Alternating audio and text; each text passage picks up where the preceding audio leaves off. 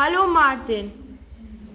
Hallo, wer bist du? Ich bin die Fee. Si kjo voglushe, shumë të tjerë në Gjakov ka 2 vjet që po mësojnë gjermanisht. Shumë njerëz kanë dëshirë ta mësojnë këtë gjuhë, por shpesh nuk e realizojnë këtë qëllim jo se u mungon vullneti, por sepse nuk kanë mjete, metodën apo nxitjen e duhur. E me kurikulën e re tash ka mundësi avancimi. Kështu shprehet mësimdhënësja e kësaj gjuhe në Gjakov.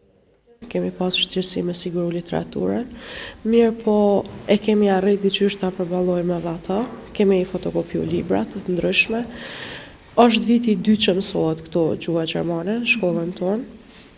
Ka përparësi të dukshme, krahasim me vitin e parë, mirë po tash ka filluar të zhvillohet me të madhe. E vetë nxënësit po duket që e kanë përvetësuar mirë gjermanishten, bile thonë se kjo gjuhë tash është shumë aktuale dhe po nevojitet për avancim.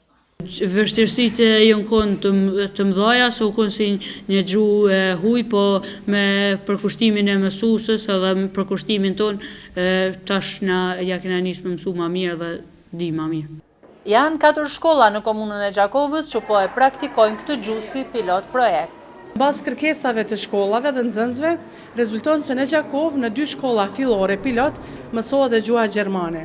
Është shkolla Selmariza ku jemi tani dhe në shkollën Zekiria Regja.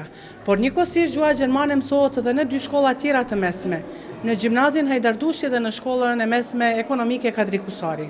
Kanë interesim mjaft të shtuar, sidomos te klasa 6, ndonë se është një risi për ta, dhe llogarisë do të ketë sukses. Jo gjithmonë gjuha gjermane duhet jetë gjuhë e preferuar, gjuhë e dytë, varësisht prej interesit të nxënësve dhe kolegëve të cilët janë të kualifikuar në profile të gjuhës frenge, italiane ose ngjajshëm, fëmijët ose nxënësit kanë mundësi të zgjedhin gjuhën e tyre të preferuar.